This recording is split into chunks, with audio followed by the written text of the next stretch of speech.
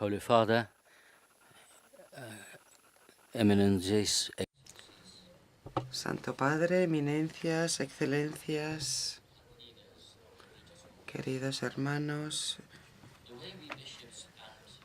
superiores religiosos, el modo en que los obispos, nosotros obispos, ejercemos nuestro ministerio al servicio de la justicia en nuestras comunidades es una de las pruebas fundamentales de nuestra misión y de nuestra fidelidad. Citando al Señor en San Lucas 12:48, a todo aquel a quien se le dé mucho se le exigirá mucho, y a aquel a quien se le encomiende mucho se le exigirá más. Se nos ha confiado el cuidado de nuestro pueblo. Es nuestro deber sagrado, por lo tanto, proteger a nuestro pueblo y garantizar la justicia cuando se ha abusado de ella. En su carta al pueblo de Dios en Irlanda, emitida el 19 de marzo de 2010, el Papa Benedicto XVI dijo lo siguiente, cito a Benedicto XVI, solo examinando atentamente los numerosos elementos que dieron lugar a la crisis actual, es posible efectuar un diagnóstico claro de sus causas y encontrar remedios eficaces.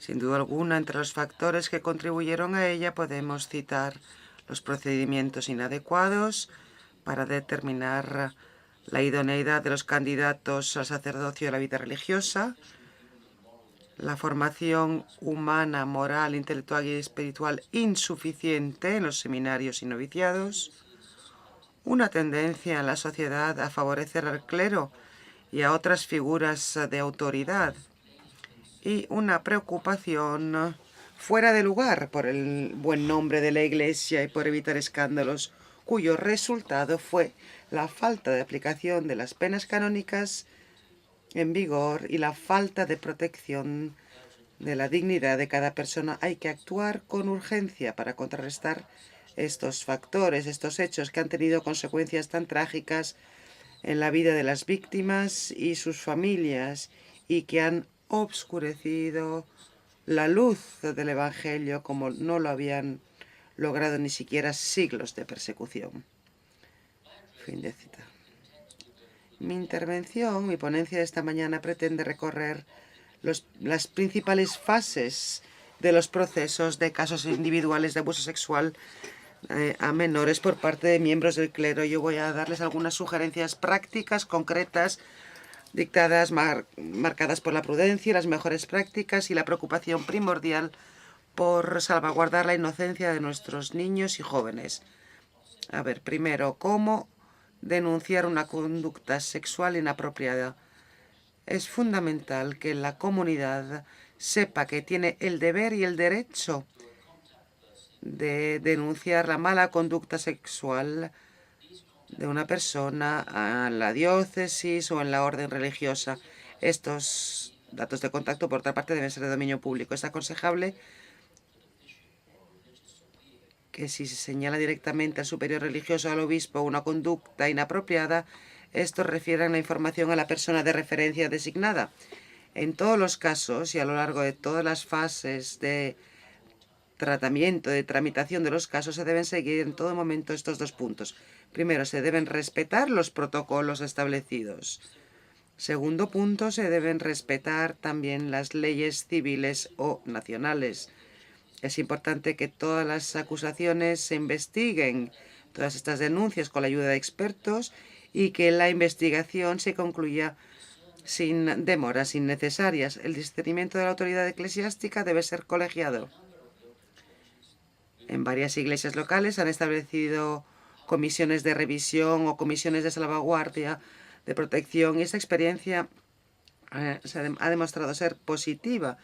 Es un gran alivio para nosotros, los obispos, el poder compartir nuestro dolor, nuestra tristeza, nuestra frustración al encarar estos terribles efectos de la mala conducta de algunos de nuestros sacerdotes. El asesoramiento de expertos aporta luz que nos ayuda a tomar decisiones basadas en competencias científicas y profesionales. Hay que encarar los casos a medida que van surgiendo en un contexto sinodal o colegial, porque esto da energía, la energía necesaria a los obispos para llegar de manera pastoral a las víctimas, a los sacerdotes acusados, a la comunidad de los fieles y, de hecho, a la sociedad en general. Todas estas personas requieren una atención especial y el obispo y el superior religioso deben extender su solicitud pastoral a estas personas, ya sea en persona o a través de sus delegados. Como pastores del rebaño del Señor no podemos infravalorar la necesidad de confrontarnos con las profundas heridas infligidas a las víctimas de abuso sexual por miembros del clero. Se trata de heridas de tipo psicológico y espiritual que deben ser atendidas con mucho cuidado, con mucha atención. En mis numerosos encuentros con las víctimas de todo el mundo me he dado cuenta de que este es un lugar sagrado donde encontramos realmente a Jesús en la cruz. Es prácticamente lo que acaba de decirnos el cardenal Tagle. Es como un vía crucis que nosotros, los obispos y otros líderes de la Iglesia, no debemos perder. Necesitamos ser Simón del Cireneo, ayudando a las víctimas con quienes Jesús se identifica y llevar nuestra pesada cruz, su pesada cruz. Según el motu proprio Sacramentorum Sanctitatis Tutela, el resultado de la investigación de la mala conducta sexual del clero a menores de 18 años debe ser remitido a la Congregación para la Doctrina de Fe. En estos casos, el ordinario está autorizado por el derecho canónico a aplicar medidas cautelares que limitan o prohíben el ejercicio del ministerio. El ordinario debe consultar a sus expertos canónicos en todos los casos de conducta sexual inapropiada, de modo que la remisión se haga cuando sea necesario y de forma que se adopten los procedimientos adecuados a nivel local cuando el caso no esté reservado a la Santa Sede, por ejemplo, cuando la conducta inapropiada ocurra entre adultos. Además, los expertos ayudarán al obispo o al superior religioso a compartir toda la información necesaria con la Congregación para la Doctrina de la Fe y le ayudarán a expresar sus consejos sobre el mérito de las acusaciones y sobre los procedimientos a seguir. El ordinario tiene que seguir el caso con la Congregación para la Doctrina de la Fe. El obispo o el superior religioso es el más indicado para discernir el impacto potencial de resultado de investigación del caso en su comunidad. La Congregación para la Doctrina de la Fe toma en serio el consejo del obispo y está siempre disponible para discutir casos individuales con las autoridades eclesiásticas competentes. En la mayoría de los casos referidos a la Congregación para la Doctrina de la Fe, la Santa Sede autoriza un proceso penal canónico. La mayoría de los procesos penales canónicos son de tipo administrativo o extrajudicial. Y los procesos penales judiciales se autorizan en un número menor de casos. En ambos tipos de proceso, el ordinario tiene el deber de nombrar delegados y promotores, jueces o promotores de justicia que sean prudentes, que estén calificados desde el punto de vista académico y reconocidos por su sentido de la equidad. En nuestro sistema, tal y como se da en la actualidad, el papel de la víctima de abuso sexual en los procesos canónicos es limitado. La solicitud pastoral del ordinario ayudará a colmar esta laguna. La persona responsable de la protección en la diócesis o en la orden religiosa debe poder compartir informaciones sobre el progreso, sobre el procedimiento con la víctima o con las víctimas del caso. En el proceso penal judicial, la víctima tiene el derecho de presentar una demanda por daños y perjuicios ante el juez eclesiástico de primera instancia. En el caso de un proceso penal administrativo, esta iniciativa debe ser tomada, en cambio, por el ordinario en nombre de la víctima, solicitando al delegado que conceda daños y perjuicios a favor de la víctima como consecuencia subordinada de una eventual decisión de culpabilidad.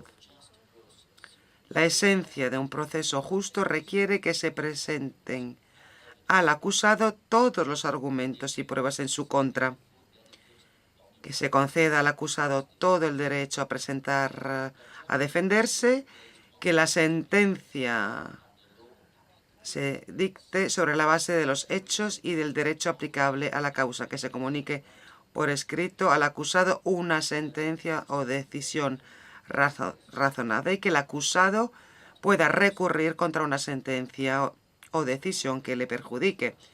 Una vez que el ordinario, siguiendo las instrucciones de la Congregación de la Fe, designe a un delegado o a sus asesores en el proceso administrativo o designe a los miembros del tribunal en un proceso penal judicial, deberá dejar que las personas nombradas hagan su trabajo y deberá abstenerse de interferir en el proceso.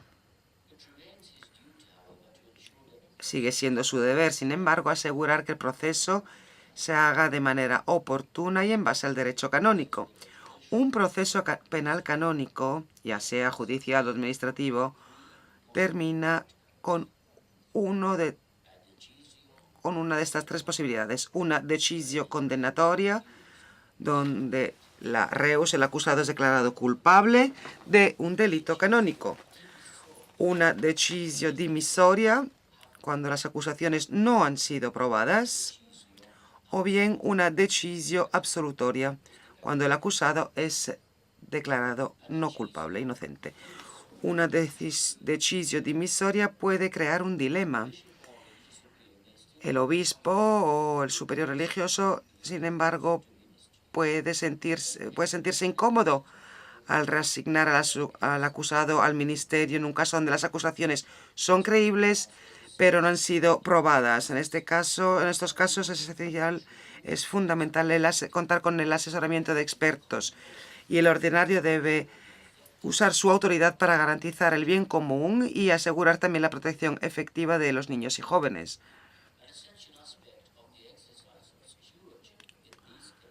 Un aspecto fundamental del ejercicio pastoral en estos casos es la conexión adecuada con la jurisdicción civil. Estamos hablando de mala conducta, de conducta indebida y hay que respetar la competencia de las autoridades estatales. Las leyes deben ser respetadas y debemos colaborar por el bien de la Iglesia y por el bien de la sociedad en general. Los tribunales civiles tienen jurisdicción para castigar los delitos y otra jurisdicción puede conceder, en cambio, indemnizaciones por daños y perjuicios en virtud de las leyes relativas a asuntos civiles. Los umbrales civiles o los criterios de prueba pueden ser diferentes de los que se aplican en los procedimientos canónicos. La diferencia de resultados para el mismo caso no es rara. En varios procedimientos canónicos, los actos presentados o producidos durante los procedimientos civiles se presentan como un elemento de prueba.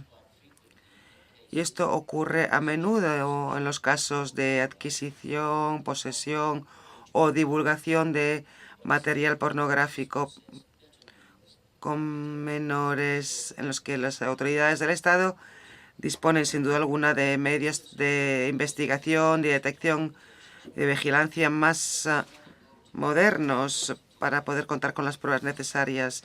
La diferencia en las leyes relativas a la prescripción o la prescripción en general es otro motivo donde hay cierta diversidad.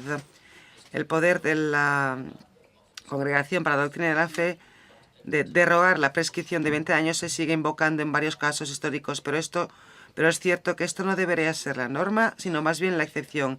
La ratio legis aquí es que el establecimiento, la definición de la verdad y la garantía de la justicia requieren la posibilidad del ejercicio de la jurisdicción judicial a favor del bien común, incluso en los casos en los que el delito se haya cometido muchos años antes. El obispo y el superior religioso tienen el deber de supervisar la implementación y la ejecución de las decisiones legítimas de los procedimientos penales. Se debe tener en cuenta también el derecho del acusado a recurrir en las instancias previstas por la ley. en contra de una decisión de la Corte, decisión que lo agravia. Una vez agotada la fase de apelación, es deber del ordinario informar a la comunidad del resultado definitivo del proceso. Las decisiones que se declaren de culpabilidad del acusado y la pena impuesta deben aplicarse rápidamente. Las decisiones que declaran la inocencia del acusado también deben ser objeto de la debida publicidad. Sabemos todos perfectamente que es difícil, es muy difícil incluso restaurar el buen nombre de un sacerdote que ha podido ser acusado injustamente. La cuestión de la asistencia posterior en estos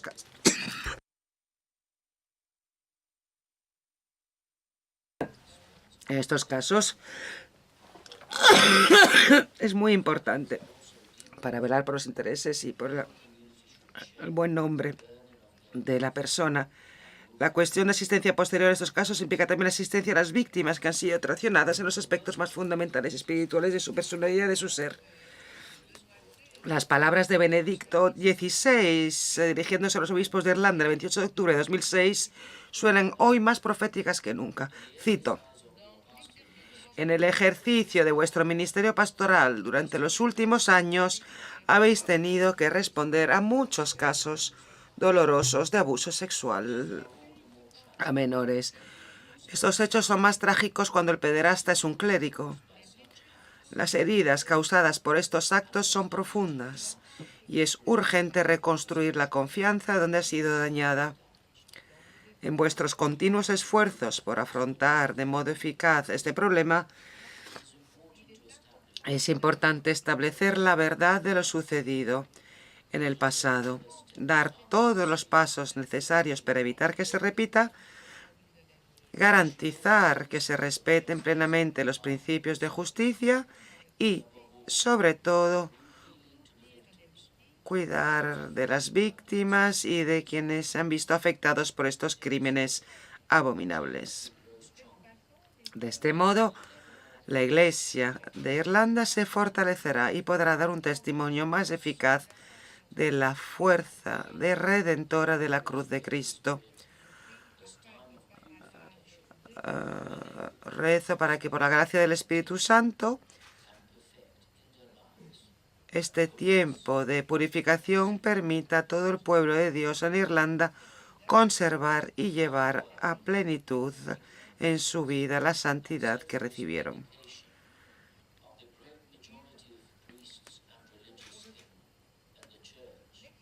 La excelente labor y la entrega desinteresada de la gran mayoría de los sacerdotes y religiosos de Irlanda no deben quedar ocultadas o oscurecidas por las transgresiones de algunos de sus hermanos. Estoy seguro de que la gente lo entiende y sigue sintiendo afecto y estima por su clero.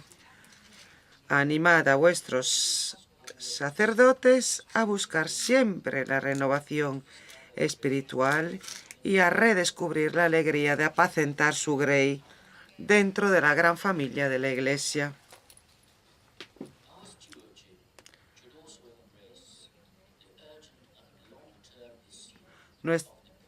Deberíamos también abarcar la cuestión urgente y a largo plazo de la prevención de la conducta sexual indebida en general y del abuso sexual de menores en particular.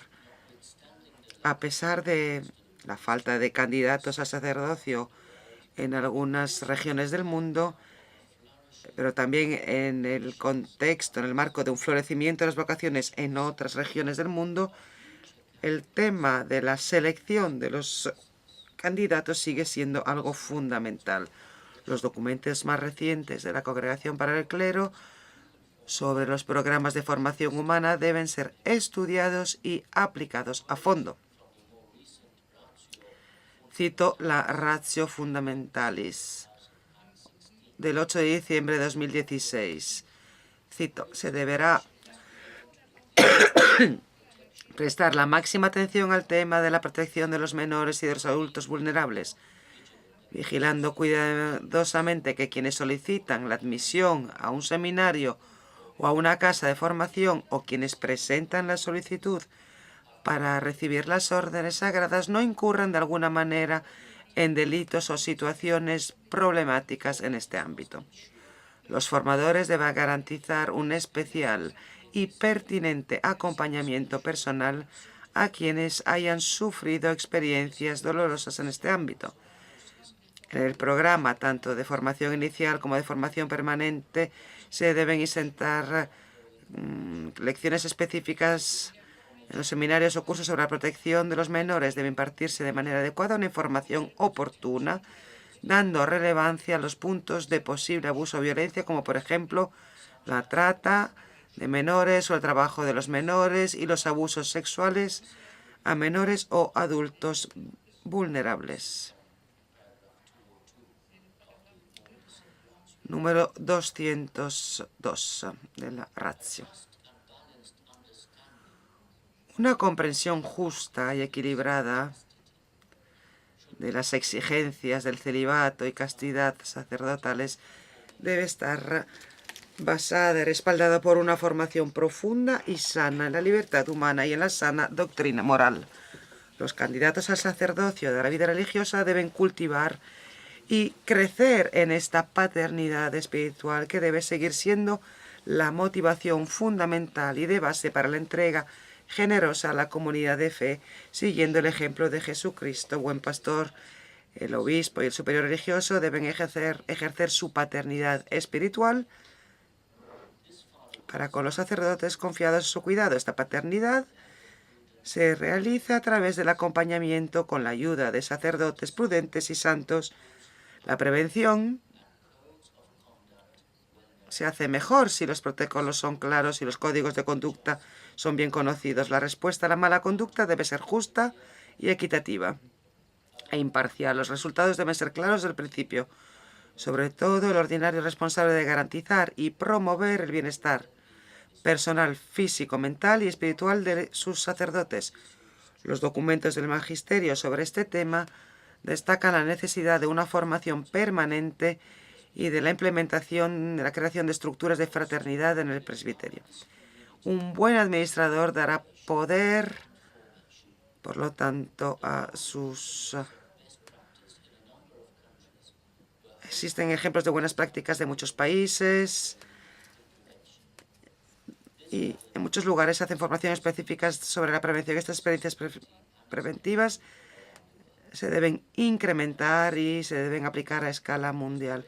Otro servicio para la comunidad, la disponibilidad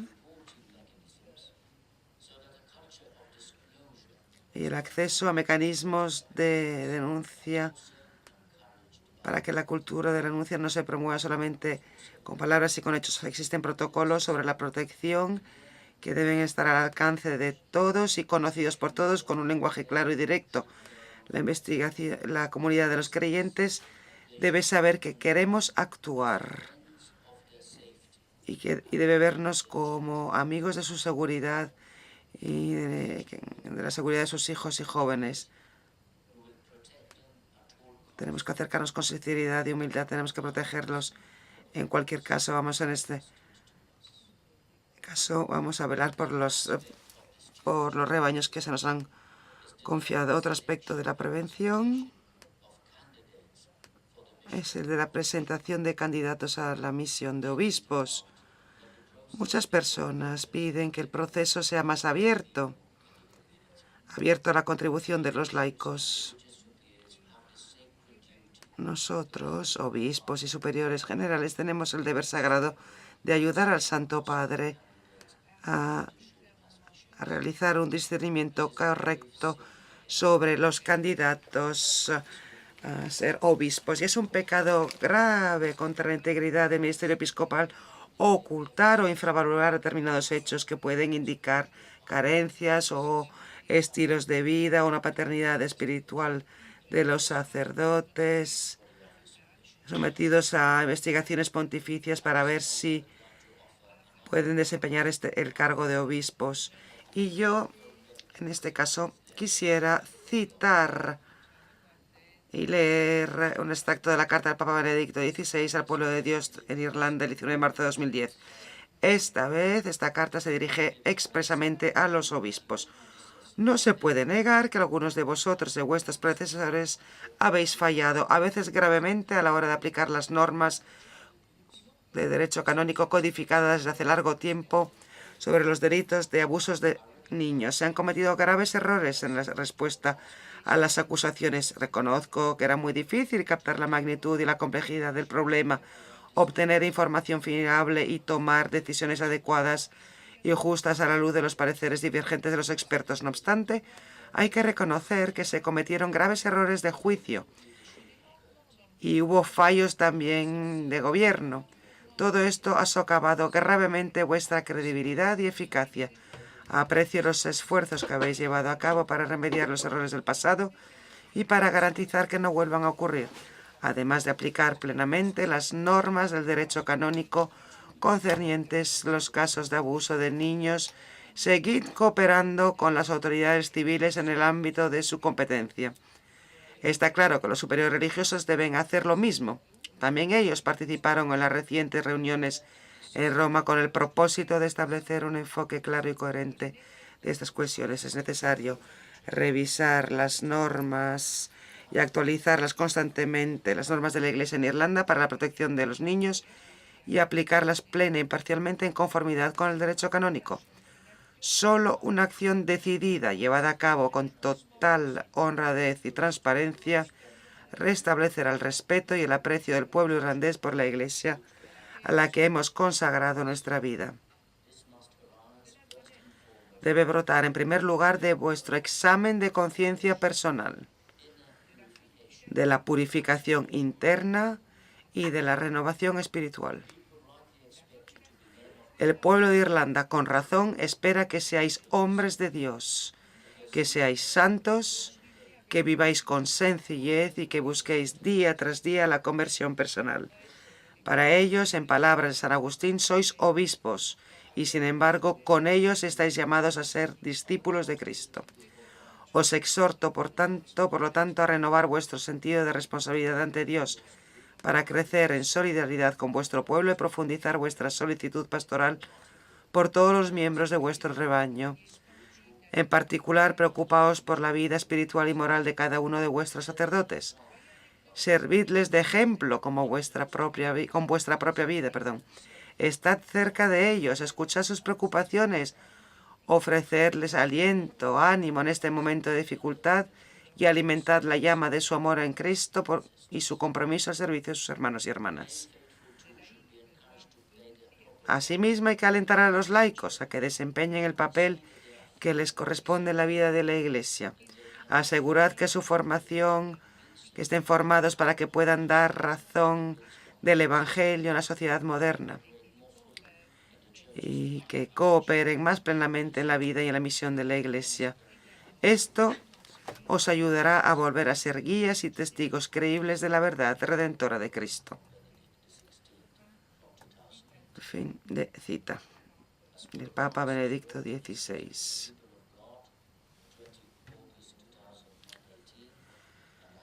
En su carta, el Papa Francisco, dirigida al pueblo de Dios, 20 de agosto de 2018, afirma que es imprescindible que como Iglesia podamos reconocer y condenar con dolor y vergüenza las atrocidades cometidas por personas consagradas, clérigos e incluso por todos aquellos que tenían la misión de velar y cuidar a los más vulnerables.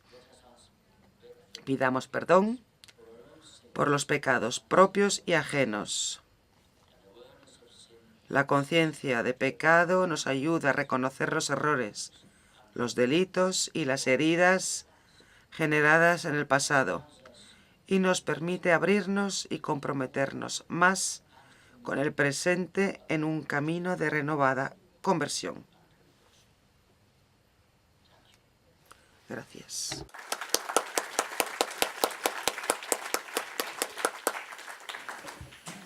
Grazie mille, Eccellenza.